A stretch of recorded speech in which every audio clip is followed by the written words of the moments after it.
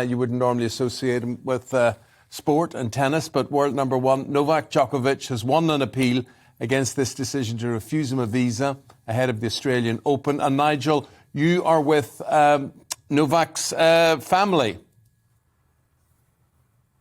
Yes, that's right. We met in London a few years ago at the time of Wimbledon, and they're great people. And I've been trying to be as supportive as I can, because the case here, Eamon's very clear. You know, Scott Morrison, the Australian Prime Minister, says rules are rules. Well, quite. You see, the point is that Novak Djokovic met all of the criteria that were required by the Victorian state government to fly into Melbourne. On that basis, a visa was issued to him. And yet, on a sort of completely arbitrary basis, the federal national government of Australia had him arrested, put into a pretty grotty detention centre. Now, that came to court this morning, and the judge upheld the rule of law, which was that Djokovic had legally got into Australia and released him.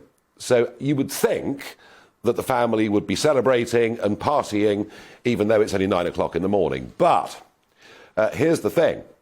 The judge made it very clear at the end of his summing up this morning that the Australian government does have the right, does have the ability, the immigration minister has the ability to overrule the court this morning. And so there is still the prospect that Djokovic could be arrested and be deported. And that is exactly where we are right now. I don't know if you've heard or seen lots of reports swirling around on social media. We're hearing there's a heavy police presence in Melbourne outside the building where Djokovic has been meeting with his lawyers, some suggesting that he has subsequently been rearrested after winning his appeal. Has his family heard anything about that? And are you able to bring us up to date on what his lawyers are advising the tennis star? Well, there is a breaking news report in the last sort of 90 seconds from a Serbian journalist who's spoken to the father. I'm actually with the uncle at the moment, but spoken with the father of Djokovic, suggesting that he has been rearrested. This is unconfirmed as of now. OK, Nigel, OK, that's the very latest. Anything else you want to bring us up to date with? Just that the family can't believe what's going on. I mean, you know, is Australia a country that is based on the rule of law, or is it a country where governments can exercise arbitrary power? I mean, frankly, if that judgment this morning is overruled, what's the difference between Australia and a banana republic? And that is the state of incredulity that the family are in here in Belgrade this morning. Well, Nigel, you said yourself that the judge stated in court that ministers had the right and were entitled to overrule that. So presumably it's completely legitimate and within Australian law. I just wonder whether or not, you know, you say you're with the cousin's family. What are their views? Obviously, you know, they're anti-vaccination, but there is, of course, an outspoken sort of outcry about... No. OK, clarify. No, that is wrong. That is wrong. You are quite right in saying that Novak Djokovic, one of the healthiest human specimens in the world, has chosen not to be vaccinated. The family are not anti-vaxxers or anything like.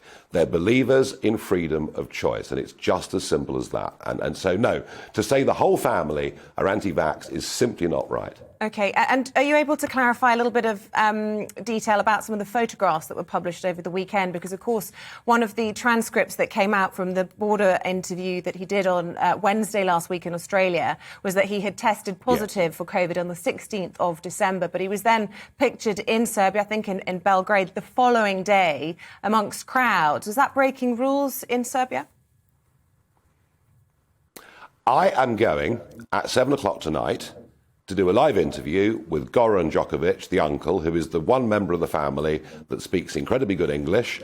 And I'm going to put those points to him live on air here on GB News this evening.